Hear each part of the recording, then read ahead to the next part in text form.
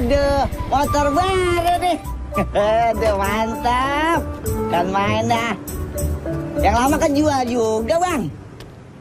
Iya dong. Nih motor baru. Lihat dong. Motornya baru, orangnya ganteng. Semua yang namanya penumpang pasti ngiler sama gua.